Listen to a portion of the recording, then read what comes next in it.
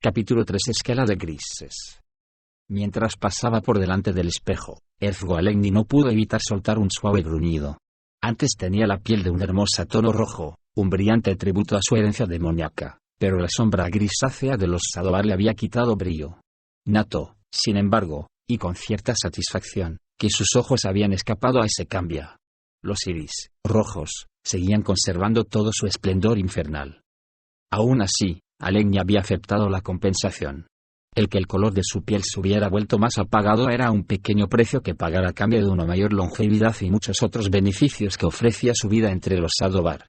Y a pesar de que compartían cierta inclinación xenófoba con otras de las razas más intolerantes de Faerun, había encontrado su lugar entre las filas de su pueblo adoptivo. En menos de una década, Erzualegni se había convertido en líder de un grupo de batalla, y apenas una década más tarde, lo habían cargado con la increíble responsabilidad de conducir una expedición netheriliana al bosque de Neverwinter para buscar el enclave caído de Sinlenal.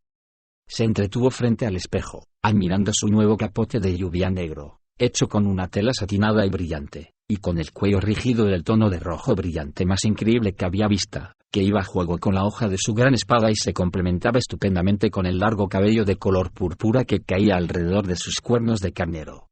El cuello alto desviaba gran parte del pelo, con lo cual no le caía por la espalda, sino en cascada a ambos lados del cuello y sobre el pecho musculoso. Por supuesto, llevaba el coselete de cuero media desatado, para que destacaran los tensos músculos de su enorme torso. El guerrero sabía que la imagen era importante y, en cualquier caso, él nunca había evitado los espejos. Era el líder, y la intimidación jugaba a su favor, especialmente cuando había planeado reunirse con Barrabus el Gris. De ese no se fiaba, y era consciente de que, por encima de otros que estaban a su cargo, trataba de matarlo algún día, y no sin razón. Además, Barrabus era bastante hábil en el arte de asesinar. Erzualegni salió de su casa esa mañana lleno de resolución y poder, haciendo ruido sobre el suelo empedrado con los tacones de sus botas altas de cuero. Ni siquiera intentó ocultar su evidente filiación netheriliana. Ya no había necesidad de seguir haciéndolo en Neverwinter, puesto que su expedición había tenido tanto éxito que nadie se atrevería a ir en contra de las sombras. El Dragón Afortunado era el edificio más reciente de Neverwinter, construido en lo alto de una colina que daba a la ciudad y al estruendoso oleaje de la Costa de la Espada. Mientras contemplaba la ciudad desde el porche de la posada, Alegni volvió a recordar la increíble expansión de Neverwinter en las últimas décadas, desde la caída de Luzcan a manos de los capitanes piratas y la confusión reinante en Puerto Yast. ¿Cuántos vivían tras las murallas de Neverwinter y justo a las afueras del núcleo principal de la ciudad? ¿Unos 30.000, más o menos? A pesar de su número, estaba clara que eran una panda de gente desorganizada, con una milicia endeble y un señor que se preocupaba más de sus banquetes que de proteger la ciudad. Hasta el momento, Lord Hugo Babris había tenido asegurada su posición. Con la salvaje Luzcan al norte, cuyos enemigos piratas estaban, en general, contentos con la expansión de la ciudad neutral, y la poderosa Aguas Profundas al sur, Neverwinter había gozado de mucha seguridad últimamente. Ningún barco que quisiera atacar esquivaría la armada de Aguas Profundas solo para encontrarse asaltado por los muchos piratas que navegaban libremente por la costa norte de la más grande de las ciudades. Todo eso había dejado a Neverwinter muy mal preparada para la llegada de los netherilianos, aunque, pensándolo mejor, ¿acaso alguien podía estar realmente preparado para la caída de la oscuridad? Erzualegni había aprovechado tal debilidad rápidamente. Además, ya que Neverwinter no era el objetivo de su misión, sino el bosque que había al sudeste, el Tiflin le había dado la falsa impresión a Hugo Babris de que seguía al mando de su ciudad. Alegni paseó la mirada por los muelles, el distrito que menos había cambiado en las últimas y tumultuosas décadas. La jarra hundida estaba ahí, y sin duda Barrabus habría pasado la noche en esa misma posada. Alegni no pudo evitar sonreír al venirle a la mente los recuerdos de tiempos pasados en ese mismo lugar, antes de la plaga de los conjuros, cuando era un joven guerrero que había llegado en busca de un tesoro y de su legado, del mismo modo que muchos otros aventureros confiados. En aquella época, los Tiflin tenían que merodear escondidos en las sombras para ocultar su orgulloso linaje y herencia. Qué suerte había tenido al encontrar algo más en esas mismas sombras, algo más grande y más oscuro. El señor de la guerra apartó aquellos pensamientos nostálgicos de su mente y dirigió la vista hacia el río de Neverwinter y los 3 vistosos puentes que lo cruzaban. Todos eran hermosos. Los comerciantes de Neverwinter se enorgullecen enormemente de ese trabajo, pero había uno en particular que había sido construido con una serie de alas decorativas, extendidas a cada lado, que llamó la atención de Alegni. Verdaderamente, era el más impresionante de los 3 puentes que conectaban ambas mitades de la ciudad, la norte y la sur, ya que estaba hecho a semejanza de un draco alzando el vuelo, enorme y grácil. Durante muchas décadas, el puente se había mantenido fuerte y sólido, ya que la estructura subyacente estaba reforzada por una red metálica forjada por enanos y reforzada constantemente. Desde lejos era una visión hermosa, y ese sentimiento crecía al inspeccionarlo más de cerca. El puente había sido llevado hasta la perfección en todas sus facetas, salvo por su nombre, el puente del draco alado. Aquellos estúpidos habían permitido que fuera su aspecto exterior, y no la maestría con la que había sido construido, el que le diera su nombre mundano a aquella magnífica estructura. Alegni echó a andar por la calle adoquinada, decidido a llegar a aquel puente, que era donde había quedado con Barrabus. Después de todo, hacía meses que no veía a su asesino, y quería que la primera imagen que Barrabus el Gris viera de ella recordara por qué no se había atrevido a enfrentarse al gran Alegni. Poco después llegó al puente y ascendió la cuesta poco empinada que recorría la espina dorsal del draco, regocijándose con el modo como la mayoría de los humanos de Neverwinter se apartaban de él, mientras todas las miradas se dirigían con aprensión hacia su magnífica espada de hoja carmesí, que colgaba de su cintura, sujeta mediante una presilla. Caminó hasta el centro del puente, que era el más alto, y se situó detrás de las uniones entre las alas. Apoyó las manos sobre la barandilla de piedra que daba al oeste mientras observaba los otros 2 puentes, el delfín y el dragón durmiente, y se dio cuenta en silencio y tremendamente divertido de que el trifulco sobre el draco alado había disminuido. Después de todo, no solo se trataba de una de las múltiples sombras netherilianas que andaban merodeando por Neverwinter la que había decidido dejarse ver en el puente, sino que era el mismo Alegni. Sí, estaba bastante satisfecho ahí de pie, observando el río y la costa, fuljándose en los desperfectos de los puentes menores, al menos hasta el momento en que oyó una voz tranquila a su espalda. De algún modo, estaba a su espalda y había logrado llegar hasta ahí sin ser vista. ¿Deseabais verme? Alegni se resistió al impulso de desenvainar el arma y volverse para enfrentarse a aquel hombre. En su lugar, siguió mirando al frente y contestó: «Llegas tarde. Memnon está lejos, en dirección sur», respondió Barrabus el Gris. «¿Acaso pretendíais que soplara sobre las velas para que el barco fuera más deprisa? ¿Y si dijera que sí? Entonces, tendría que recordaros que semejante tarea es más propia de aquellos que se creen de la realeza». La inteligente réplica hizo que Alegni se volviera para observar al hombrecillo, cuyo aspecto lo dejó tremendamente sorprendido. Iba vestido de negro, como siempre, combinando tela y cuero, con pocos adornos salvo por la hebilla de su cinturón, de metal y con forma de diamante, que al abrirse dejaba a la vista una conveniente y malintencionada daga. Aparte, adoptaba una postura ligeramente inclinada, como si estuviera aburrido del mundo, lo cual, en conjunto con lo demás, le daba la apariencia del asesino al que Ezgo había llegado a conocer tan bien. Sin embargo, llevaba el pelo oscuro largo y desarreglado, y se había dejado crecer la barba, cosa increíble en él. ¿Te falla la disciplina?, preguntó el tiflín, después de tantos años. ¿Qué es lo que queréis? El señor de la guerra hizo una pausa y se echó hacia atrás para llevar a cabo un minucioso escrutinio del asesino. «Ja, Barrabus, te estás descuidando, quizá con la esperanza de que te fallen tus habilidades y alguien te mate y te libere de este tormento. Si ese fuera el caso, primero os matada». Ezgo Alegni rió, aunque por puro instinto se llevó la mano a la espada. «Pero no puedes, ¿a que no?», lo provocó. «Al igual que tampoco puedes permitir que tus increíbles habilidades decaigan del mismo modo que tu aspecto. Sencillamente, no es propio de ti.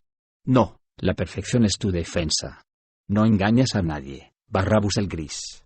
Tu apariencia desaliñada no es más que una treta». El hombrecillo se removió, inquieto, y esa fue la única confirmación y ya se estaba explayando más que de costumbre de que las palabras de Alegni habían dado en el blanco. «Me habéis hecho venir desde Memnon, donde no estaba precisamente ocioso», dijo Barrabus. «¿Qué es lo que queréis?». En el rostro de Alegni se dibujó una sonrisita inteligente cuando se volvió para observar una vez más cómo la corriente del Don Neverwinter iba a parar al gran mar, al norte de los bulliciosos muelles.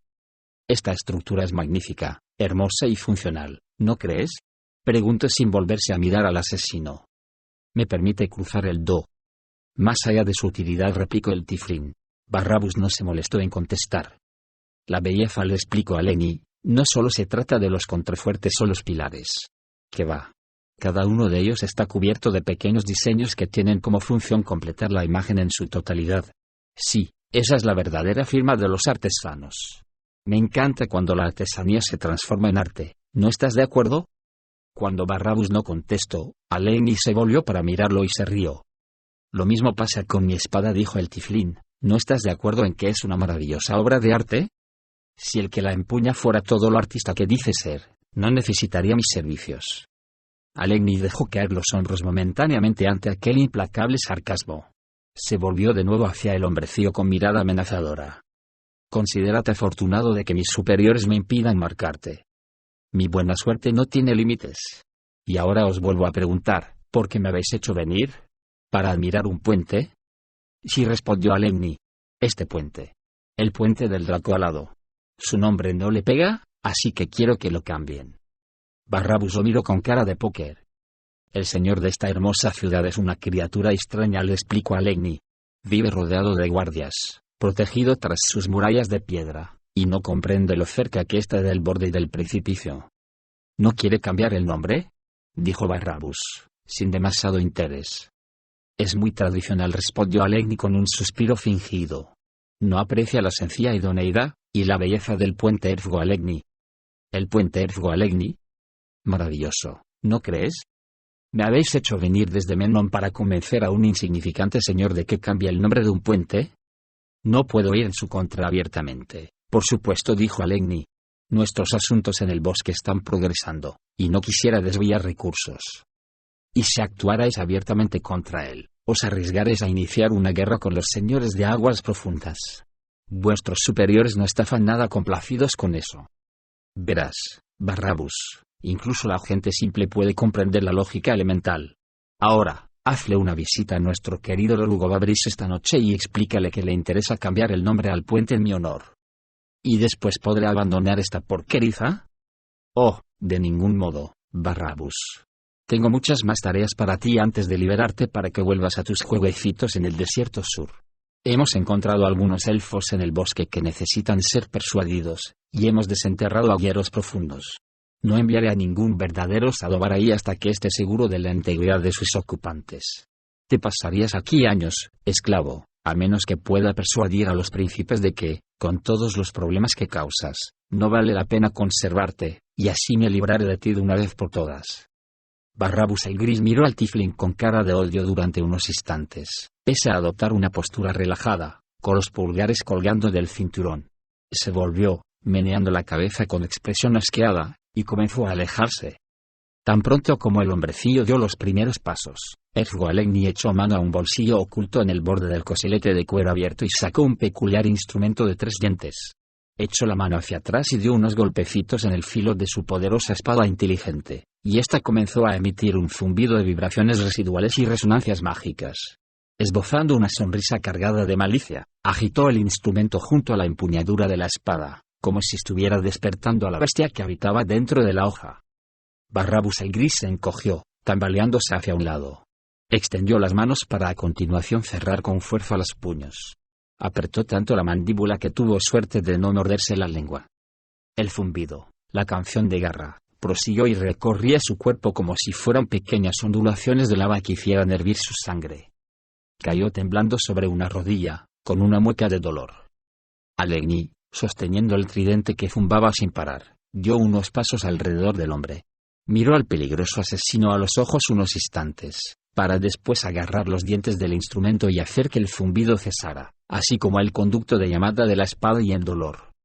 «Ja, Barrabás, ¿por qué me obligas a seguir recordándote cuál es tu lugar?», preguntó el tiflín con voz apenada, aunque poco sincera. ¿No podrías sencillamente aceptar lo que te ha tocado en suerte y agradecerles a los netherilianos los dones que te han otorgado? Barrabás dejó caer la cabeza, intentando recobrar el dominio de sus sentidos. Cuando Alegni le extendió la mano, Barrabás la cogió y le permitió que lo ayudara a levantarse. «Ya está», dijo Alegni. «No soy tu enemigo, sino tu compañero, además de tu superior. Si te metieras eso en la cabeza, no tendría que estar recordándotelo constantemente». Barrabás el gris le lanzó una breve mirada al tiflín y después se alejó con paso decidido. «Afeítate la barba y córtate el pelo», exclamó Erfgo Alegni mientras se alejaba, y su tono implicaba tanto un orden como una amenaza. «Pareces un vagabundo, y eso no condice con tu estatus de servidor del gran Erfgo Alegni». «Elfo», He encontrado algo, exclamó Bruenor, y su voz resonó contra las paredes irregulares del laberinto de cavernas, así que a Drizzt solo le llegó elfo. El explorador Drow bajó la antorcha y miró hacia el pasadizo principal, justo al otro lado de la cámara lateral en la que estaba trabajando. Salió al pasadizo justo cuando el enano volvió a llamarlo. Drizzt sonrió al darse cuenta, por su tono de voz, de que su amigo no corría peligro alguno. Sin embargo, al echar un vistazo a las catacumbas que tenía enfrente, se percató de que no tenía ni idea de por dónde debía empezar a buscar a Bruenor. Volvió a sonreír, pensando en que quizás sí había una manera de saberlo. Sacó la estatuilla de ónice de una de las bolsitas que le colgaban del cinturón y dijo: Genwibar. El tono no era insistente, ni de urgencia, y lo dijo en voz muy baja, pero sabía que lo había oído incluso antes de que la niebla grisácea empezara a girar a su alrededor y adoptara la forma de un gran felino. Comenzó a solidificarse y a adquirir una tonalidad más oscura, hasta que tuvo a Genwibar justo a su lado, como había venido siendo desde hacía más de un siglo. Bruenor está en las cuevas, Gen, le explicó el Drow. Ve en su busca. La pantera negra lo miró, gruñó quedamente y se alejó caminando. Y siéntate sobre él cuando lo encuentres, le dijo Drizzt mientras la seguía. Asegúrate de que no se vuelva a perder antes de que yo llegue. El siguiente gruñido de Genwibar fue algo más alto, y comenzó a andar más deprisa, al parecer ansioso por darle caza a causa de las instrucciones más recientes. Mientras avanzaba por el túnel principal, Genwibar se detuvo de repente, retorciendo las orejas al oír el eco del siguiente grito de Bruenor. La pantera entró en un túnel secundario, olfateó y salió disparada hacia otro distinto. Tras una breve pausa, se alejó de un salto. Drizzt trataba de seguirla, pero Genwibar se movía con suma rapidez y seguridad, pasando rápidamente bajo salientes en los que el Drow tenía que agacharse y recorriendo pasadizos laterales a grandes saltos de manera confiada. Drizzt, que iba más lento, tuvo que ir adivinando por dónde había decidido ir. Se adentraron aún más en los estrechos túneles, que se entrecruzaban unos con otros, y cuando Drizzt oyó el siguiente grito de Bruenor, cargado de indignación, supo que Genwibar había capturado a su presa. «Maldito elfo», refunfuñaba Bruenor. Drizzt entró en una enorme sala de techo bajo, de forma casi cuadrada y que mostraba signos de haber sido excavada, al revés que el resto de los túneles y cuevas naturales que predominaban en el complejo. En la esquina más alejada, junto a una antorcha casi extinguida que había sido arrojada al suelo, estaba Genwibar, lamiéndose tranquilamente la pata, y bajo la pantera, Drizzt pudo distinguir un par de botas enanas. «Después de 100 años todavía sigues pensando que esto es divertido», dijo Bruenor desde el lado opuesto del felino, por lo que Drizzt adivinó que tendría la cabeza apretujada contra alguna esquina cercana. «Desde que la tribu 50 lanzas nos envió a este lugar, no he sido capaz de seguirte el paso», respondió Drizzt. «¿Crees que podrías ordenarle al gato que se fuera? Me gusta su compañía. Entonces, ¿crees que podrías quitarme a esta maldita cosa de encima?» Drizzt le hizo un gesto a Genwibar, que se levantó de inmediato y se dirigió hacia donde él estaba, gruñendo a cada paso. «Demonio de orejas puntiagudas», rezongó Bruenor, poniéndose de rodillas. Recogió su casco, se lo puso y se incorporó de un salto, de modo que prácticamente el solitario cuerno del casco rozó con el techo. Se volvió con los brazos en jarras y fulminó al Drow con la mirada, para después murmurar algunas maldiciones más mientras iba a recuperar la antorcha. «Te adentraste más de lo que acordamos», señaló Drizzt, sentándose en el suelo con las piernas cruzadas, cosa que le pareció preferible tener que agacharse por la poca altura del techo. «Más profundamente de lo que habíamos. Va, aquí no hay nada», dijo el enano. «Hay menos, nada grande». «Estos túneles son muy viejos y llevan mucho tiempo sin usarse», dijo Drizzt, dándole la razón al mismo tiempo que lo regañaba. «Una vieja trampa o un suelo medio podrido podría haberte llevado en caída libre hasta la mesoscuridad.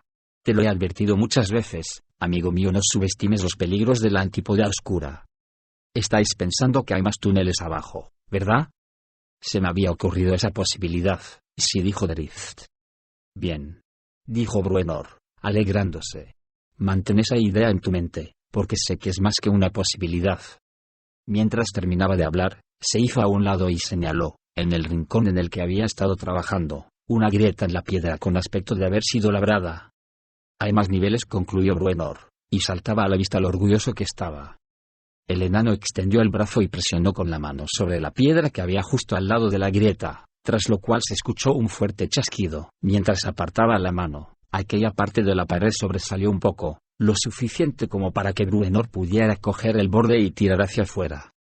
Drizzt avanzó a gatas, alzando la antorcha para poder escudriñar el interior de la cámara secreta. No era muy grande, menos de la mitad que la sala en la que estaban, y la mayor parte del suelo estaba cubierta por un pequeñito círculo de piedras rectangulares, ladrillos, que formaban el borde de un oscuro agüero. «Ya sabes lo que estoy pensando», dijo Bruenor. «No prueba nada, no parece más que un puente», respondió Drizzt. «Algo hizo a esa pared, esta habitación y ese pozo», dijo el enano. «Que algo lo hizo es evidente, y hay muchas posibilidades». «Es de factura enana», insistió Bruenor. «Aún así, sigue habiendo muchas posibilidades». «Va», resopló Bruenor mientras le hacía un gesto desdeñoso con la mano. Genwibar se levantó de un salto y dejó escapar un largo y profundo gruñido. «Oh, cierra esas fauces tuyas», respondió Bruenor, «y no te atrevas a amenazarme. Dile a tu gata que se calle». «Silencio», lo interrumpió Drizzt, agitando la mano que tenía libre y con la mirada fija en Genwibar, que seguía gruñendo. Bruenor miró al drow y después a la pantera. «¿Qué ocurre, elfo?» De repente, el suelo dio una brusca sacudida, las paredes temblaron y comenzó a caer polvo a su alrededor.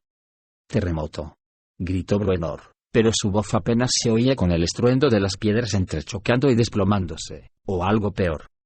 Una segunda sacudida del suelo hizo que salieran disparados por los aires, tras lo cual, Drizzt se golpeó fuertemente contra la jamba de la entrada y Bruenor cayó de espaldas. «Vamos, elfo», gritó Bruenor. Drizzt estaba boca abajo sobre un montón de polvo y arena, y la antorcha se le había caído a un lado. Justo cuando estaba levantándose, y ya había apoyado las manos y las rodillas en el suelo, los bloques de piedra que tenía encima se rompieron, le cayeron sobre los hombros y lo aplastaron contra el suelo. Barrabus el gris revolvió en el interior de la bolsa, apartando los diversos instrumentos que Ethgo-Alekni le había dado para facilitarle su oficio. El asesino debía admitir que el Tiflin tenía varios amigos poderosos y que realmente había conseguido reunir muchos objetos útiles, como, por ejemplo, la capa que llevaba en ese mismo momento. En cada uno de los hilos que la formaban estaba presente tanto el fino trabajo élfico como sus encantamientos, y su esencia mágica hacía que el ya sigiloso Barrabus pudiera permanecer oculto a la vista de los demás. Lo mismo ocurría con las botas élficas que llevaba y su habilidad para caminar sin hacer ruido, incluso a través del suelo cubierto de hojas secas. Además, como no, la daga oculta en la villa de su cinturón era una muestra de la mejor artesanía y del arte del encantamiento. Jamás había dejado de abrirse por orden de Barrabus. Su sistema de inyección de veneno, consistente en venas humanas de verdad, grabadas a lo largo de la hoja de 12 centímetros, que bombeaba veneno tanto al filo como a la punta, la convertía en una de las armas más notables que había llevado jamás. Todo lo que tenía que hacer era llenar el corazón de la daga, ponerle uno mano y, ejerciendo una presión sumamente suave, hacer que el veneno fluyera hasta su mortífera hoja. Aún así, a su modo de ver, tener tantas mejoras era peligroso. El arte de asesinar seguía siendo una prueba de habilidad, sabiduría y disciplina. La consecuencia de apoyarse en demasiadas ayudas mágicas era que uno podía volverse descuidado, y un descuido podía significar el fracaso. Por eso, jamás había llevado puestas las zapatillas trepadoras de araña que Alekni le había ofrecido en una ocasión, ni el sombrero que le permitía disfrazarse prácticamente a voluntad. Por supuesto, también había rechazado el cinturón cambiasexos con un bufido burlón. Sacó un pequeño cofre del baúl. Los venenos que contenía los había comprado él mismo. Barrabus jamás permitiría que una tercera persona le proporcionara sus herramientas más importantes. Solo acudía a un mercader de venenos, un alquimista de Memnon al que conocía desde hacía muchos años, y que extraía personalmente las distintas toxinas de víboras del desierto, arañas, lagartos y escorpiones. Cogió un pequeño vial verde y lo sostuvo frente a la vela, esbozando una malvada sonrisa. Era un nuevo veneno, y no procedía del desierto. La toxina había sido extraída de un pez espinoso, con un camuflaje increíble, que habitaba más allá de los muelles de Memnon, en la bahía. Pobre del pescador que pisara semejante criatura. Cualquiera que caminara por las playas de las regiones costeras del sur había oído historias de los más exquisitos alaridos. Barrabus sostuvo el mango del cuchillo en el aire, retiró el fondo retráctil que estaba a mitad del contrapeso, en la base del arma, y quedó al descubierto una aguja hueca con la que atravesó el tapón de goma del vial. A Barrabús le brillaban los ojos mientras observaba cómo el corazón transparente del arma se llenaba con el líquido ambarino. Pensó en los gritos del pescador y casi se sintió culpable. Casi. Cuando estuvo todo listo, Barrabús recogió la capa. Pasó por delante de un pequeño espejo de camino a la puerta y recordó que Alecni le había ordenado afeitarse y cortarse el pelo. Salió de la habitación como cualquier otro visitante de Neverwinter, un simple hombrecillo paseando, aparentemente desarmado, en un hermoso anochecer, con el sol poniéndose en el horizonte. Tan solo llevaba una balsa colgando del cinturón a la altura de la cadera derecha que parecía vacía, aunque en realidad no lo estaba. Se detuvo en una taberna cercana, no sabía cómo se llamaba ni le importaba, para tomarse un único vaso de fuerte romeje, el mejunje de Baldur, que se había convertido en el favorito de los marineros por toda la Costa de la Espada, ya que era bastante barato y tenía un sabor tan horrible que pocos se molestarían en robarlo. Para Barrabús, que se lo tomó de un trago, el ron servía como media de transición hacia el momento en que entraba en un estadio superior del ser y la conciencia, y todos esos años de entrenamiento y trabajo experto se cristalizaban en su mente. Unos instantes después cerró los ojos y sintió la inevitable turbiedad que le sobrevenía al beber una bebida tan potente, y volvió a concentrar toda su atención una y otra vez en deshacerse de esa sensación de atontamiento y llegar al punto en que se encontraba preparado. ¿Quieres otro?, le preguntó el tabernero. Si se toma otro, se desploma, dijo un bruto maloliente para hacer reír escandalosamente a sus tres compañeros, todos bastante más corpulentos que Barrabús. El asesino miró al hombre, lleno de curiosidad. Era evidente que el muy estúpido no comprendía que Barrabús estaba preguntando si podría matar a aquellos 4 rufianes y aún así completar su misión como había planeado. ¿En qué piensas?, quiso saber el hombre. Barrabús ni pestañeó siquiera, a su rostro no asomó ninguna sonrisa y permaneció totalmente inexpresivo. Dejó el vaso sobre la barra y comenzó a alejarse. Vamos, tómate uno más, dijo uno de los amigos del bruto, caminando junto a Barrabús. Veamos si te lo puedes beber de un trago y seguir en pie, ¿vale? El asesino se detuvo un breve instante, pero ni siquiera miró al hombre. Sintiéndose insultado, el borracho intentó darle un empujón a Barrabús. En el mismo instante en que tocó al asesino, este levantó rápidamente la mano y la situó por detrás de la del hombre y un poco por encima, para después agarrarle el pulgar y tirar hacia abajo con tanta fuerza que el rufián se ladeó, mientras Barrabús le retorcía el brazo a la espalda. ¿Necesitas 2 manos para meter el pescado en la barca?, le preguntó Barrabús con voz tranquila. Cuando el hombre trató de liberarse en vez de contestar, le retorció el brazo un cuarto de vuelta más y cambió el ángulo de presión lo suficiente como para que su oponente no pudiera recobrar el equilibrio. Como supongo que sí, por el bien de tu familia te perdonaré esta única vez. Tras decirle eso, lo dejó en libertad. Mientras el muy estúpido se tambaleaba, Barrabús fue hacia la puerta. No tengo familia, gritó el hombre, como si eso fuera algún tipo de respuesta insultante, y a continuación, oyó que cargaba. Se volvió en el último momento, con las manos hacia arriba para detener los torpes intentos de agarrar lo que hacía aquel estúpido borracho, al mismo tiempo que levantaba la rodilla para detener bruscamente la embestida furiosa del hombre. Los numerosos clientes de la taberna que observaban el incidente no estaban seguros de lo que estaba pasando, solo vieron al rufián detenerse de repente y quedarse agarrado al hombre más pequeño.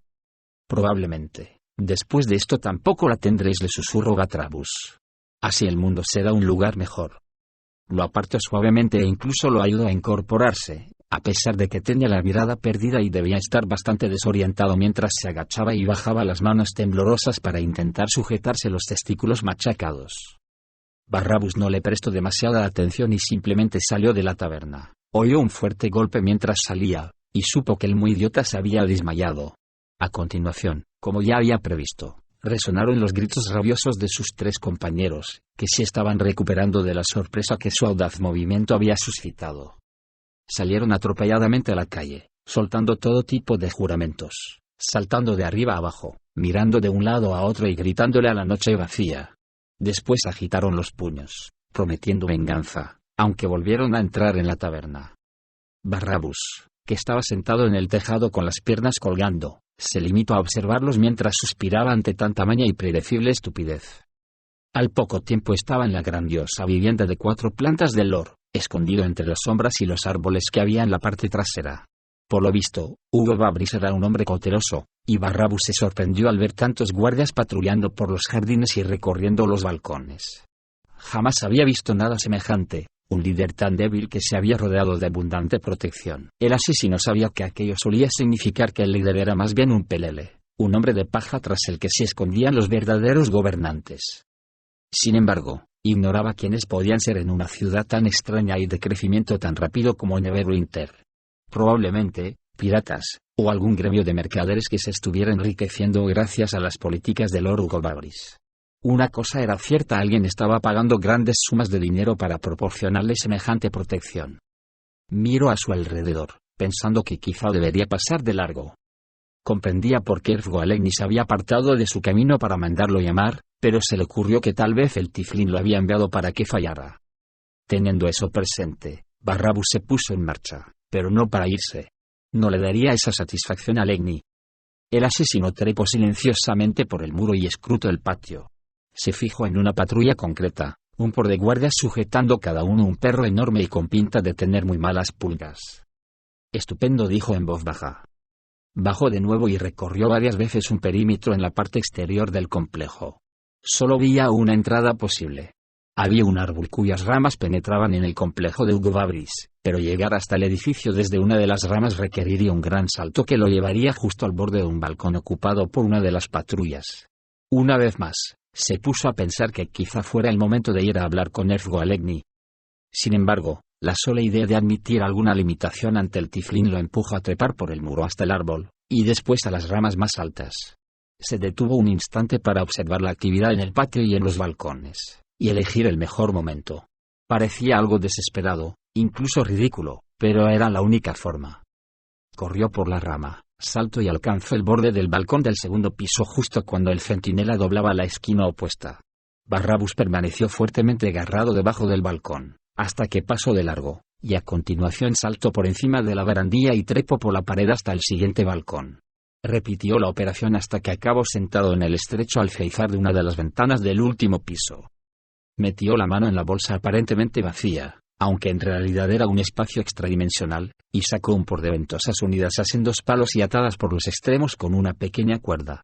Una vez que las hubo situado sobre el cristal de la ventana, abrió con un golpecito un contenedor de uno de sus anillos y sacó un cable que tenía un extremo atado al anillo, y en el otro, una punta de diamante. Comenzó a dibujar un círculo en la ventana con la punta de diamante, cortando un poco más el cristal con cada pasada. Trabajaba a toda prisa, se escondía cuando los guardias cruzaban por debajo, y después seguía donde lo había dejado. Tuvo que hacerlo muchas veces para poder debilitarlo bastante el cristal y, mientras sujetaba las ventosas, dar 3 golpecitos para liberar el círculo que había cortado. Lo empujó al interior de la habitación, lo bajó lentamente hasta el suelo y lo dejó apoyado contra la pared. A continuación, tras echar un vistazo para asegurarse de que no había nadie en la estancia, Barrabus se agarró a la parte superior del marco de la ventana y levantó las piernas con un movimiento lleno de agilidad y fuerza, y las deslizó al interior. Se meció hacia atrás, prácticamente sacando los pies del agüero, y luego se impulsó hacia adelante con tal agilidad y velocidad que pudo atravesarlo entero sin apenas rozar lo que quedaba del cristal y casi sin hacer ruido. Naturalmente, sabía que la diversión tan solo acababa de empezar, pues Hugo Babris también tenía muchos guardias en el interior. El asesino contuvo una oleada de odio hacia sí mismo y se prometió mentalmente que algún día Erfgoalegni sentiría la mordedura del pez piedra. Genuibar aprisionó entre sus potentes mandíbulas la capa y el coselete de cuero de Drift y tiró con fuerza. La piedra rechinó al arañarla con las garras. «Tira», le ordenó Bruenor mientras retiraba otro bloque de piedra. «Vamos, elfo». El enano consiguió meter una mano bajo la piedra más pesada, que era demasiado grande como para apartarla a un lado. Afianzó las fuertes piernas, una a cada lado de Drift, metió ambas manos bajo el bloque de piedra y tiró con todas sus fuerzas para levantarlo. «Tira», le imploró a Genuibar, antes de que vuelva a caer la piedra. Tan pronto como la presión disminuyó, Genuibar tiró de Drift hasta liberarlo, y el drogo pudo ponerse de rodillas. «Vamos», le gritó Bruenor, «vete de una vez». «Deja caer la piedra», le gritó a su vez Drift. «Se desplomaría todo el techo», protestó el enano. «Márchate». Drift sabía que Bruenor lo decía en serio, que su más viejo amigo daría gustoso la vida para salvarlo a él. «Vamos, vamos», le rogó el enano, resoplando por el esfuerzo. Por desgracia para Bruenor, Drift sentía exactamente lo mismo por su amigo y, cuando el drow le cogió por el pelo, El enano aulló, sorprendido. ¿Qué? Protestó. El drow tiró con fuerza de Bruenor para apartarlo de los escombros y, dando un rodeo, lo arrastró pasadizo abajo en pos de Genwibar, que ya se estaba retirando. «Vamos, vamos», gritó Drift, avanzando con dificultad mientras las piedras se desplomaban y el techo crujía, haciéndose pedazos. Los tres echaron a correr por aquel túnel un paso por delante de la catástrofe, mientras tras ellos caían sin cesar piedras y polvo. Genwibar los guió acertadamente, metiéndose en un pasadizo lateral que daba a una rampa. La pantera saltó directamente los 5 metros que la separaban del siguiente nivel. Bruenor derrapó hasta detenerse justo debajo del saliente, después se dio la vuelta y preparó las manos. Drift no se detuvo, llegó hasta donde estaba Bruenor, tiró de él hacia arriba, y siguió adelante.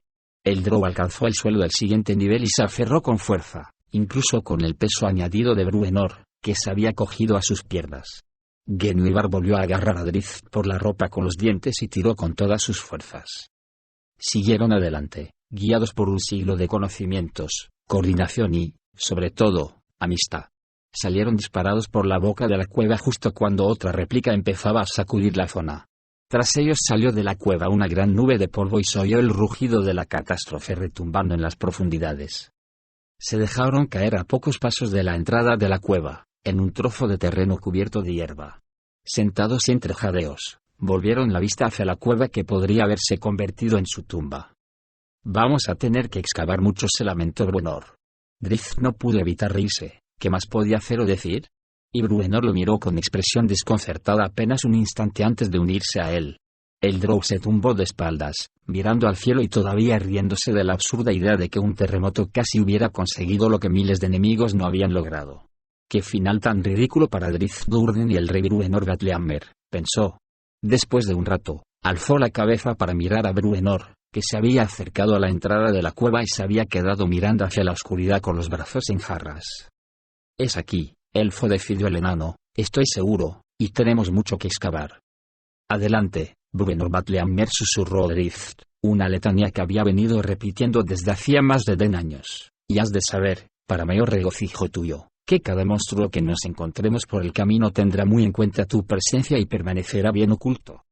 Desde la esquina de un edificio que había avenida abajo, Barrabus el Gris observaba como un hombre ensangrentado salía a trompicones de la taberna, seguido muy de cerca por 4 rufianes que les resultaban familiares. La pobre víctima cayó boca abajo sobre los adoquines y el grupo le pasó por encima, pateándolo y escupiéndole por turnos.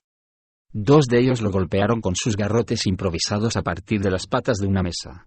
Otro incluso se agachó con un pequeño cuchillo en la mano y lo apuñaló repetidamente en el trasero y en las piernas. Sin embargo, el cuarto se apartó a un lado, maldiciendo mientras cojeaba y agitando uno de los garrotes con una mano mientras que se llevaba la otra a la entrepierna. Barrabus no prestó demasiada atención a los detalles, ni tampoco oyó los lamentos del hombre. En su mente seguía oyendo los gritos del centinela en la casa de Lord Ugobabris mientras el veneno del pez piedra lo recuerda como si de fuego se tratase. Ya estaría en medio de la segunda fase para aquel entonces, los músculos se le contraerían dolorosamente y tendría un nudo en el estómago que le haría vomitar hasta las tripas. A la mañana siguiente se sentiría terriblemente cansado y lo invadiría un dolor sordo. Ese estado le duraría varios días. Barrabus no sabía si realmente merecía pasar por aquella terrible experiencia. Su único crimen había sido llegar a la puerta de Ugobabris instantes después de que Barrabus entrara en la habitación. Eso, y demasiada curiosidad, el asesino adoptó una expresión desdeñosa y se deshizo de aquellos pensamientos tan poco gratos. Se volvió hacia los 4 que venían en su dirección, a pesar de que no podían verlo entre las sombras del edificio. El sentido común le decía a Barrabus que se retirase al callejón y se marchara de aquel lugar. Era más prudente no atraer miradas indeseadas en Neverwinter. Pero en ese momento tan nefasto se sentía sucio y con necesidad de purificarse. «Nos volvemos a encontrar», dijo mientras los 4 rufianes avanzaban, a pesar de que estaba parado en medio de la calle. Se volvieron a la vez para mirarlo, y se bajó la capucha de la capa élfica para que lo vieran mejor. «Tú», exclamó aquel al que había hecho daño unas horas antes. Barrabus sonrió y se perdió de nuevo entre las sombras del callejón. Los 4 se apresuraron a seguirlo, 3 enarbolando garrotes y 1 empuñando un cuchillo, entre rugidos de rabia y promesas de venganza, aunque había uno que más bien avanzaba a trompicones. 3 de ellos entraron en el callejón a toda velocidad, sin siquiera darse cuenta de que Barrabás había desaparecido en un por de pasos y no intentaba en absoluto alejarse de ellos. Como cambió el tono de sus obscenidades cuando apareció en medio del grupo como un torbellino de codos, puños y patadas voladoras. Unos instantes más tarde, Barrabás el Gris salió caminando del callejón y se incorporó a la calle débilmente iluminada de Neverwinter sin que a su espalda se oyera un solo gemido. Se sentía mejor, más limpio. Aquellos 4 se lo habían buscado. Capítulo 4. El secreto de la torre de huéspedes. Elfos oscuros, dijo Dalla, a quien aparentemente divertía la posibilidad. Así que es cierto. Antes más que ahora, respondió Darkrai. Últimamente, se ven menos por la ciudad, ya que Luskan ha perdido su brillo como puerto comercial. Aún así, quedan algunos y hay otros que vienen de visita, para aconsejar a los grandes capitanes y ofrecer sus mercancías. Interesante, respondió Dalla, aunque de hecho estuviera perdiendo interés en las disertaciones políticas de su amante acerca de la ciudad de las velas. Darkrai la había llevado a un lugar bastante insólito, una zona rodeada de viejas ruinas plagadas de raíces y de las imponentes siluetas de los árboles muertos, como si fuera un jardín abandonado y decrépito. ¿Qué lugar es este?, preguntó. Yuski, respondió Darkrai, la parte más vieja de una antigua ciudad. Pero, para Luskan, Yuski es algo más que eso, es una barrera entre el pasado y el presente, entre los muertos y los vivos. Dalla respiró profundamente, inhalando el denso aroma del aire que la rodeaba. ¿No lo notas?, dijo el vampiro. Tú, que has vivido junto al anillo de pavor de Svastan, debes percibir la transición. Dalla asintió. De hecho, notaba el frío húmedo, el olor a muerte, la sensación de vado. Al fin y al cabo, todo lo que había conocido a lo largo de los últimos 10 años era la muerte, de manera constante, personal y omnipresente. Es Algadulfe, le susurró Darkrai con voz profunda, mientras se acercaba a su cuello desnudo poder caminar por ambos reinos. Dalla sintió que los párpados le pesaban, y durante unos breves instantes, apenas fue consciente de la proximidad del vampiro. Era como si pudiera notar el olor de la invitación al otro reino impregnándola. Abrió los ojos de repente y fulminó al vampiro con la mirada. Si me muerdes, te destruiré por completo, susurró, imitando el tono provocativo de Darkrai. El vampiro se apartó, esbozando una amplia sonrisa y acordándose al mismo tiempo de hacer una reverencia. Ella cambió de posición ligeramente, para que pudiera ver el broche que llevaba, un regalo de Svastan que le otorgaba poderes aumentados contra los no muertos. Un vampiro podía llegar a ser un oponente formidable para cualquier guerrero vivo, pero con ese broche y su increíble disciplina física, Dalla era bastante capaz de cumplir con su amenaza. ¿Por qué me has traído aquí?, preguntó. Contempla la puerta de las catacumbas, dijo Darkrai. Se dirigió hacia unas minas cercanas que consistían en un montón de piedras quebradas distribuidas en una especie de círculo, como si antiguamente hubieran formado el borde de un pozo. Dalla dudó y llevó la vista hasta la isla en la que antaño se levantaba la torre de huéspedes de la Arcana, cuyos escombros resultaban aún visibles, y su rostro siguió expresando duda. Hay túneles, le explicó Darkrai, por debajo de las olas. ¿Has estado ahí abajo? El vampiro sonrió, haciendo un gesto de asentimiento. Es donde busco descanso en las horas de luz. Un lugar muy notable, con una anfitriona de lo más extraordinaria. El último comentario dejó a Dalla intrigada. ¿Anfitriona? Sí, una criatura exquisita. No te burles de mí. Te gustará Valindrasa o un mantle, le prometió el vampiro. Haciendo una floritura, Darkrai se echó la capa sobre los hombros. Por un momento, pareció hacerse borroso, y Dalla tuvo que apartar la vista mientras se transformaba en un enorme murciélago que, seguidamente, se metió en el pozo y desapareció. Dalla, consciente de que Darkrai sabía que no podría seguirlo fácilmente, suspiró y se deslizó al interior del agüero. Dobló la vara en una sección de 1,20 m, para convertirla en un bastón de caminar, y pronunció una orden silenciosa, dando unos golpecitos contra la piedra. El extremo doblado reaccionó a la orden emitiendo destellos de luz blanco azulado. Dalla descendió por el pozo con el bastón en una mano e impulsándose hacia abajo con la otra y ambos pies. Tras recorrer unos 9 metros, el estrecho pozo se ensanchó bajo sus pies, por lo que se agazapó todo lo que pudo y dejó caer el bastón para que iluminara el lugar. El suelo quedaba apenas unos 3 metros, así que ni siquiera se molestó en deslizarse hacia abajo para colgarse con las manos. Simplemente, saltó. Aterrizó de cuclillas y paseó la mirada a su alrededor para por fin encontrar a Darkrai nuevamente en forma humana, La esperaba cerca de otro agüero. Descendieron hasta un cruce entre varios pasillos y después entraron en una habitación lateral. Tras varios tramos de escalera, escaleras de mano y estrechas rampas, llegaron a un laberinto de túneles y pasadizos, viejas estructuras, muros, puertas y escaleras rotas, la parte más vieja de la ciudad que había terminado llamándose Luskan. Ese pasadizo, le indicó Darkrai, señalando hacia el oeste, nos llevará a la isla. Dahlia avanzó la primera, iluminando el camino con su bastón mientras estudiaba las paredes y el techo. A lo largo de todo el techo encontrarás el misterio de la torre de huéspedes, le explicó Darkrai. Dahlia desplegó completamente el bastón y permitió que la luz chisporroteante volviera de nuevo a la punta.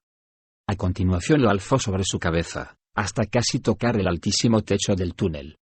¿Qué es?, preguntó, recorriendo con la punta del bastón lo que parecían ser venas en el techo. ¿Raíces?, dijo Darkrai, y no supo si era una pregunta o la respuesta. Dahlia lo miró con curiosidad, pero recordó la forma de la destruida torre de huéspedes del arcano, muy similar a la de un árbol. De repente, un sonido sibilante que provenía del túnel hizo que se volviera, con el bastón preparado al ver que algún tipo de bestia no muerta se dirigía rápidamente hacia ella. Una larga lengua le asomaba entre los dientes afilados y amarillentos. Dahlia comenzó a girar el bastón, pero Darkrai se puso delante de ella y alzó la mano en dirección al ghoul, mirándolo de hito en hito. La criatura aminoró el paso y se detuvo, devolviéndole la mirada al vampiro, que era un ser superior dentro del enigmático orden jerárquico de los no muertos. La apestosa criatura, con un aullido de protesta, volvió a merodear entre las sombras de las que había salido. Las catacumbas están llenas de esas voraces criaturas, le explicó Darkrai. Ghouls, lafedones, zombies a medio comer, encantador, comentó Dahlia, lamentándose de que, allá donde fuera, los no muertos parecían seguirla. La mayoría son pequeños, pero hay al menos 2 que son grandes, siguió diciendo el vampiro, que a continuación volvió a concentrar su atención en las extrañas raíces, retomando la conversación. Son tubos huecos, uno sale de los cimientos de la torre en ruinas y acaba en mar abierto, y el otro va tierra adentro en dirección este-sudeste. ¿A qué distancia?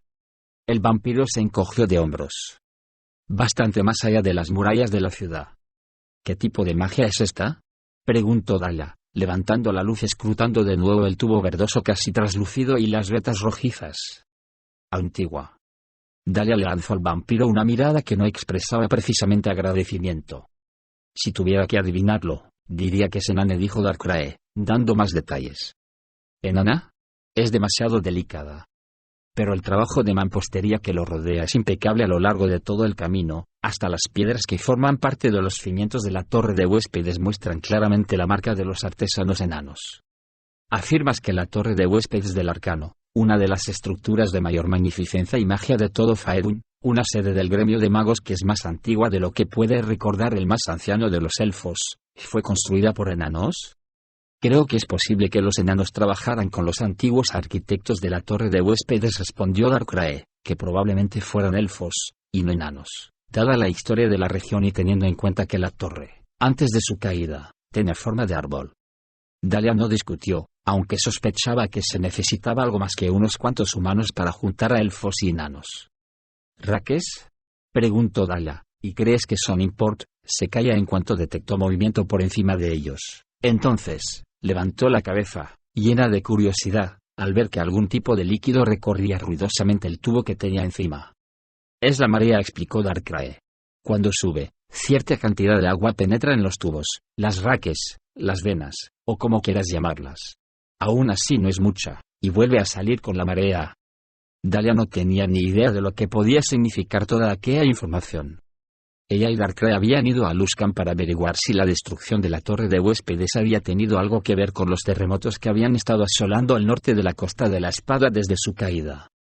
Según se decía, las protecciones mágicas habían estallado al caer la torre y, de algún modo, teniendo en cuenta cuándo habían sucedido los terremotos, esas protecciones no solo afectaban a Luskan, sino también a las colinas boscosas conocidas como los riscos. Se volvió para seguir el recorrido de la extraña raíz en dirección sudeste. ¿Qué más has averiguado?, preguntó la elfa guerrera. Ven, te llevaré con la Lich Balindra, y con un ser mucho más viejo y poderoso. Bueno, era más poderoso antes de volverse loco durante la plaga de los conjuros. Comenzó a caminar de nuevo, pero Dahlia no lo siguió inmediatamente, ya que estaba intentando recordar en silencio todo lo que sabía acerca de la historia de Luskan, algo que había estudiado con gran empeño antes de salir de Tai.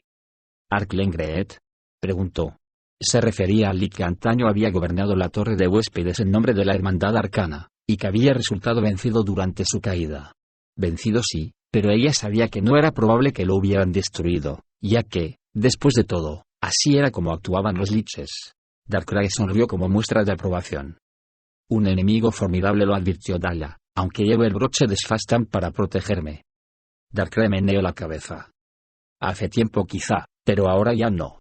Los Drow se han ocupado de ese asunto por nosotros. Poco tiempo después, tras haber recorrido una docena de cámaras y pasadizos, llegaron a una extraña sala. ¿Qué lugar es este?, preguntó Dahlia.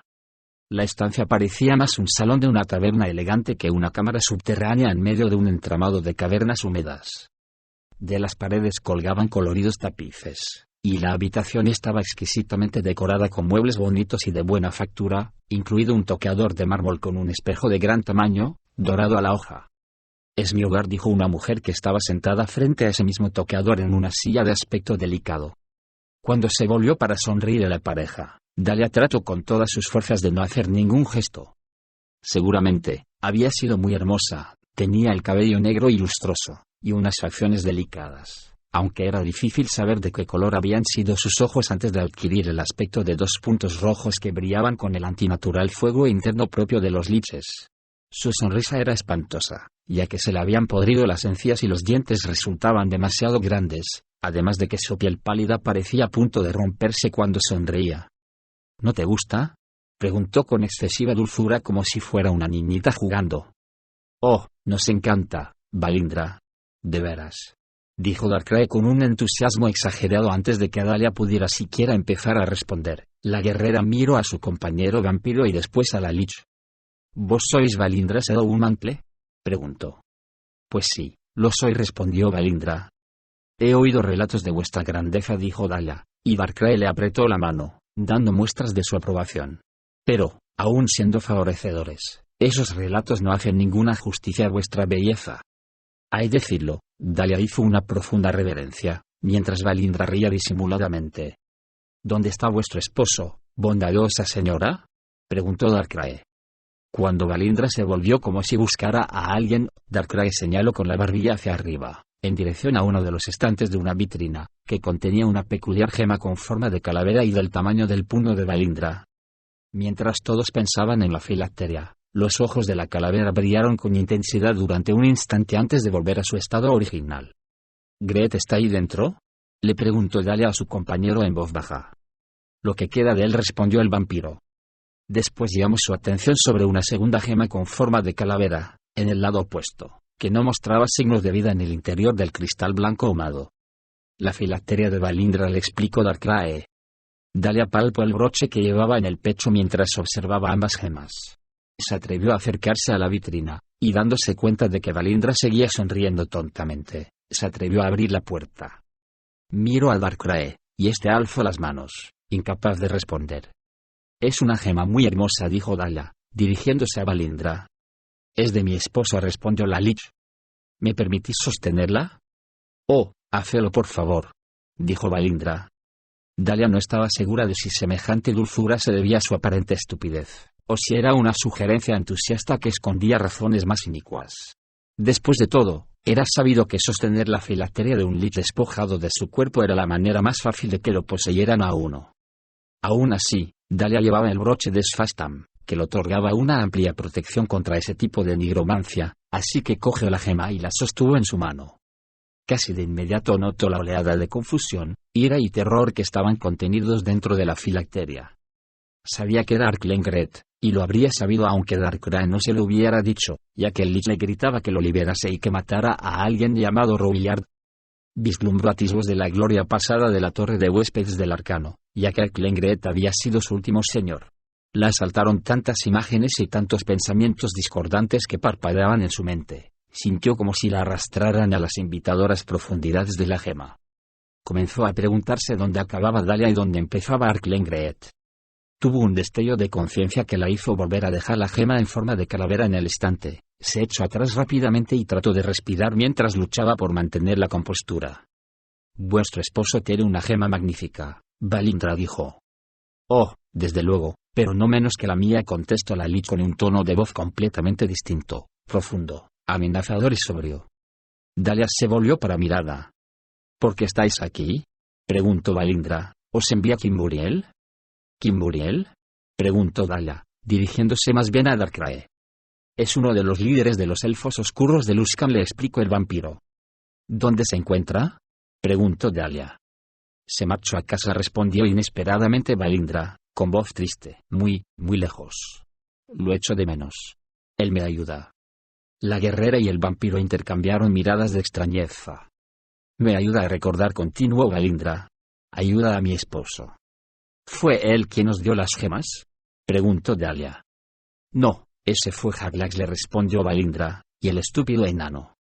Dahlia miró a Darkrai, que meneó la cabeza, y después se fijó de nuevo en Valindra. «Buajaja», soltó de repente Valindra. Una expresión de amargura asomó a su rostro y dio un suspiro a continuación. «Estúpido enano». «¿Así que Jaglax es un enano?». «No», dijo Valindra, a quien pareció divertirle la idea. «Es un apuesto e inteligente drow». «¿Y está en Luskan?». «Algunas veces». «¿Ahora?». Yo, la Lich movía los ojos de un lado a otra, aparentemente desorientada. Dahlia miró a Darkrai, que seguía sin tener respuestas. «¿Qué sabéis de la torre de huéspedes?», le preguntó a la Lich. «Viví ahí durante mucho tiempo». «Sí, y después fue destruida». Valindra se apartó, cubriéndose los ojos con el brazo. «Cayó». «Oh, cayó». «¿Y su magia se rompió?», insistió Dahlia, aferrándose a la mujer, que parecía deshecha. Volvió a preguntar y, cuando Valindra la miró sin comprender, reformuló la pregunta de varias maneras distintas. Pero pronto quedó clara que la Lich no tenía ni idea de lo que le estaba hablando, así que Dahlia cambió sabiamente el tema de conversación a otro más trivial y después volvió sobre la belleza de Valindra, cosa que parecía calmar a la mujer no muerta. «¿Pasado un rato?», preguntó.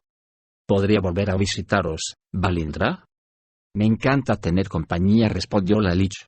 «Pero avisadme antes, así podré preparar». Hizo una pausa para mirar a su alrededor, mientras su aflicción era cada vez mayor. «¿Dónde está mi comida?», preguntó Valindra, y miró a Dahlia con extrañeza. A continuación se cubrió la cara con las manos y se echó hacia atrás, dejando escapar un sonoro lamento. Dahlia fue hacia ella, pero la Lich adelantó una mano para evitar que la guerrera siguiera avanzando. «Mi comida», dijo, y se echó a reír. «Os traeré algo de comida», prometió Dahlia, y Valindra rió con más fuerza. «No necesito tal sustento», respondió. «Ha sido así durante muchos años, desde la caída de la torre de huéspedes». Miró a Dahlia, esbozando una triste sonrisa. «Desde que morí». En ese momento pareció calmarse, y Dahlia retrocedió hasta situarse junto a Darkrai. «A veces se me olvida», dijo Valindra con voz nuevamente serena. «Estoy tan sola». Dirigió una mirada anhelante a la filacteria en forma de calavera de su esposo. «Entonces, ¿seremos bienvenidos si volviéramos?», preguntó Dahlia. Valindra hizo un gesto de asentimiento. Dahlia le hizo una señal a Darkrai para que la siguiera y salió de la habitación. «Pero no traigáis comida», dijo Valindra mientras se iban. «Todavía hay respuestas que obtener aquel abajo», dijo Darkrai cuando se alejaron. «Si no es en casa de Valindra, tendrá que ser en las raques de la torre de huéspedes. También se pueden encontrar respuestas ahí dentro. Dudo mucho de que sepa gran cosa acerca de los orígenes de la torre de huéspedes, o de sus protecciones mágicas. Pero Arklengret podría saberlo», le aseguró Dahlia. «Podría hablar con él de nuevo». «¿Has hablado con él? ¿Cuándo has cogido la gema?». «No es prudente, serán conversaciones cortas», le prometió Dahlia con una amplia sonrisa. «Se acerca el amanecer. Voy a volver a la ciudad, tengo una audiencia con Borland el Cuervo, uno de los grandes capitanes. Quizá él me cuente más casas de esos drows, ese tal Kimburiel, y Jaglaxle». «¿Y qué pasa conmigo?». «Sigue la raíz de la torre de huéspedes que se dirige tierra adentro», le ordenó Dahlia. «Me gustaría saber a dónde conduce». Darkrai asintió. «Yo volveré con Valindra mañana por la noche, y a partir de entonces, todas las noches. Reúnete con nosotras lo antes posible». «¿Debería escoltarte hasta la superficie?», preguntó el vampiro. Dahlia se lo quedó mirando. «Ghouls, necrarios y otras bestias, comenzó a explicarle Darkrai. Se cayó al ver que Dahlia lo miraba como si hubiera perdido la cabeza, mientras cogía su bastón de batalla. Antes del siguiente amanecer, Dahlia se descolgó desde la repisa del pozo que estaba más cerca de la superficie y escrutó la sala que había debajo. Se volvió lentamente, buscando a los no muertos, aunque no podía verlos. Sabía que estaban ahí. Ellos sí podían verla, colgada en lo alto y sujetando el bastón, que emitía un brillo azulado, pero no importaba. Aunque bajara completamente a oscuras y tan silenciosa como una sombra, lo sabrían, la olerían y el aroma de su dulce carne viva prácticamente los abrumaría. Dahlia se dejó caer al suelo, abriendo rápidamente el bastón mientras caía. Aterrizó agazapada y brincó en círculo. Eran demasiados. Salieron en tropel por cada una de las salidas. Desde las sombras, ghouls hambrientos avanzaban encorvados, a 4 patas, y sus largas garras arañaban el suelo de piedra. Parecían cadáveres humanos consumidos, con la piel grisácea estrada sobre el cráneo y los huesos. Pero había más que eso: sus garras y sus dientes, el odio que sentían por todas las cosas vivas y el hambre de todo tipo de carne, ya estuviera viva o muerta. Había al menos 20, y Dahlia no tenía a dónde correr para beneficiarse de una posición más defendible. Pero ellos tampoco tenían a dónde correr. Saltó directamente hacia adelante y giró hacia abajo mientras sujetaba firmemente la parte superior del bastón, utilizándolo a modo de pértiga. Se enderezó y volvió a meterse en el pozo con las piernas por delante. Luego, abrió bien las piernas para afianzarse con los pies a ambos lados del agüero y se dobló hacia arriba, maniobrando sobre las manos con el bastón agarrado hasta lograr enderezarse en el interior del pozo. El enjambre de ghouls seguía abajo. «Espero que lo disfrutéis», le susurró. Se sacó un rubí del colgante que llevaba al cuello y lo dejó caer. Explotó en el momento en que tocó el suelo y lanzó llamaradas en todas las direcciones, incluso pozo arriba, hasta casi alcanzar a Dahlia. Mientras mantenía las piernas bien afianzadas en su sitio, la guerrera se llevó las manos a los oídos para amortiguar el terrible ruido. La bola de fuego, una única y devastadora oleada de llamas, apenas duró un instante, pero el ardor permaneció y se podían ver las llamas que se aferraban a la piel de los ghouls y los devoraban con avidez. Emitían chillidos y gritos agudos que parecían provenir del infernal abismo.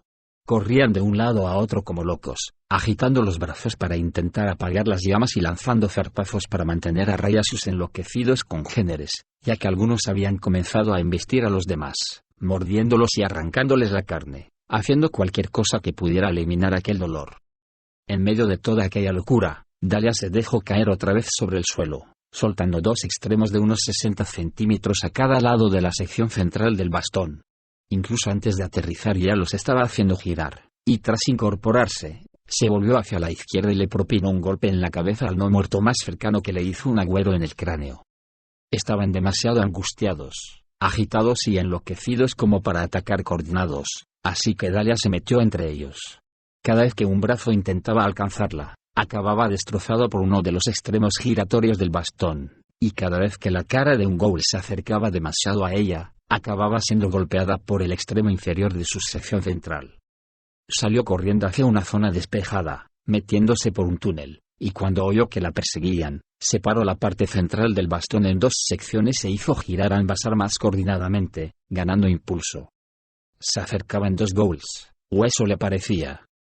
Dahlia dobló una esquina mientras mantenía los palos dando vueltas furiosamente, de atrás hacia adelante. A continuación, en uno de los giros, puso las muñecas hacia abajo, ajustando la distancia para que los palos ascendieran hacia sus axilas y así poder aprisionarlos. Siguió tirando de la parte delantera de los palos hacia arriba, en ángulo, haciendo fuerza para liberarlos. Dahlia gruñó y tensó todos los músculos, al parecer haciendo un gran esfuerzo por mantenerlos en su lugar al mismo tiempo que tiraba para liberarlos. Saltó en el último momento para enfrentarse a los ghouls que la perseguían, levantando los codos en ese mismo instante. Los palos salieron despedidos hacia adelante con una fuerza tremenda, volando como si fueran lanzas para estrellarse contra las caras de los sorprendidos ghouls. El repugnante sonido de los extremos de los palos rompiéndoles el cráneo, uno incluso le atravesó un ojo a una de las criaturas, era dulce música a los oídos de la elfa. Aparentemente, todo se quedó parado en ese momento, y Dahlia y los ghouls permanecieron en esa macabra postura durante lo que pareció una eternidad. La elfa se puso en acción repentinamente, con furia, y les arrancó los extremos de las armas del cerebro podrido a los ghouls. Estas volvieron a su posición detrás de la cabeza de Dahlia, por lo que solo tuvo que mover ligeramente las manos para aprovechar el impulso e invertir el sentido de los giros, pasándolos por encima de la cabeza con la mano derecha y por debajo y a la izquierda para machacarle el cráneo al ghoul que tenía a ese lado. Al mismo tiempo, alzó la mano izquierda y siguió el mismo camino que con la otra, solo que de izquierda a derecha, haciendo que la cabeza del otro ghoul quedara destrozada tras salir disparada contra la pared y caer inerte al suelo. Dahlia puso de nuevo los palos en movimiento con naturalidad mientras volvía la vista hacia el camino por el que había venido, a pesar de que, ni siquiera con su aguda vista de elfa, podía ver mucho. Aún así, no la seguía nadie.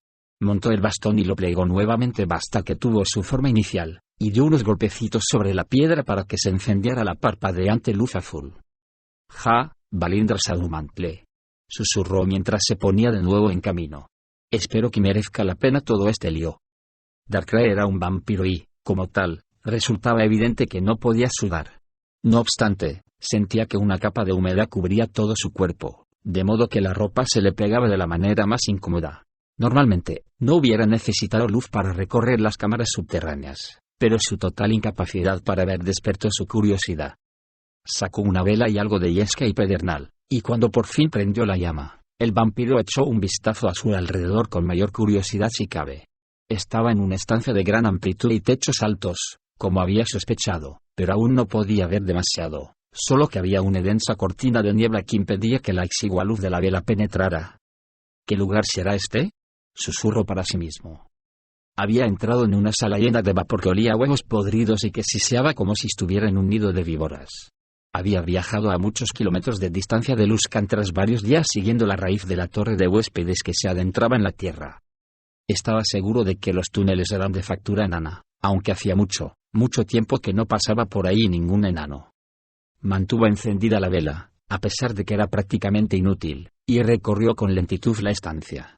Fue hacia uno de los puntos que emitía el sonido sisante y se encontró con que era una grieta en el suelo de roca a través de la cual salía más vapor, lo cual empeoraba aún más el olor. No encontró ninguna otra salida practicable, pero vio con sorpresa que la raíz de la torre de huéspedes no continuaba a través de la cámara, sino que serpenteaba por una de las paredes para después atravesar el suelo y desaparecer. El vampiro sonrió, pensando que el viaje había llegado a su fin. Apagó la vela y se volvió tan incorpóreo como el vapor que lo rodeaba. Después atravesó una grieta en el suelo y descendió junto a la raíz. Varios días más tarde, algo conmocionado pero profundamente intrigado, Darkrai regresó a los aposentos de Valindra Sadumantle. La reina del mundo subterráneo de Luskan tenía muchas velas encendidas, y parecía más animada de lo habitual, más lúcida. Le dio amablemente la bienvenida a Darkrai, e incluso expresó su pesar por no haberlo visto en los últimos 10 días. Seguí la raíz de la torre de huéspedes, dijo. ¿Recordáis la torre de huéspedes? Por supuesto. ¿Conocéis la gran sala donde desaparece bajo el suelo?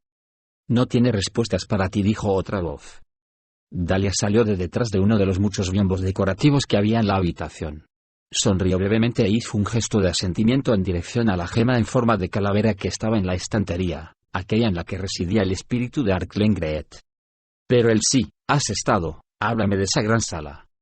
Es un lugar increíble, tan grande como algunas de las ciudades del Antipo. Gauntlegrim le interrumpió Dahlia, y Darkrai la miró sin comprender. La antigua patria de los enanos del Zoun, le explicó Dahlia. Lleva mucho tiempo perdida. Algunos incluso la consideran un mito. Pues es real, dijo Darkrai. ¿La has explorado? Me expulsaron antes de que pudiera llegar muy lejos. Dahlia lo miró, enarcando una ceja. Fantasmas, dijo el vampiro. Fantasmas de enanos, además de otras casas más oscuras. Pensé que sería más prudente volver a tu lado para contarte lo que había descubierto. ¿Cómo dices que se llama? Gauntlegrim. ¿Cómo lo sabes? Greet me lo cantó. La torre de huéspedes estaba vinculada a esa ciudad, que es la más antigua de las ciudades enanas, y fue construida por enanos, elfos y humanos en una época muy lejana para beneficio de todos, aunque muy pocos enanos llegaron a vivir en la torre de huéspedes propiamente dicha. Pero, su poder beneficiaba a esa ciudad, Gauntlegrim. Dahlia cruzó la habitación, encogiéndose de hombros. Es de suponer que sí. Arklengreet sabe poco más, o al menos yo no pude discernir mucho más, aunque pronto volveré a intentarlo. Es viejo, pero no tanto, por supuesto, aunque parece confiar en la obra de magia y mampostería de la torre de huéspedes de la Arcana, y en que realmente estuvo vinculada a... Su voz se extinguió al ver la expresión confusa de Darkrai. «Vuelves a llevar 2 diamantes en la oreja derecha», dijo el vampiro. 8 en la izquierda, 2 nuevamente en la derecha. «No me irás a decir que estás celoso», respondió Dahlia. ¿Acaso Borlam el cuervo necesitaba algún tipo de estímulo? Dahlia se limitó a sonreír. ¿Celoso?, respondió entonces el vampiro con una carcajada. Más bien aliviado. Mejor que lleves otro más en la derecha en vez de pensar que la izquierda quedaría mejor con 9. Dahlia lo miró largamente, y en ese momento, el vampiro temió que quizá no había sido muy prudente revelarle que conocía el significado de sus joyas. «Ahora sabemos dónde buscar», dijo Dahlia, tras un largo e incómodo silencio. «Seguiré trabajando con Arklengreet, recabando cualquier información que pueda ofrecerme, y tú debes reunir tanta información como puedas sobre Gauntlegrim, o sobre cómo esquivar sus defensas mágicas, como esos fantasmas de los que hablas». «Es un camino peligroso», respondió el vampiro. «Si estuviera atrapado en esta forma física, tendría que haberme abierto paso luchando para entrar, y lo mismo para salir, contra unos enemigos formidables». «Entonces, encontraremos aliados aún más formidables», le prometió Dahlia.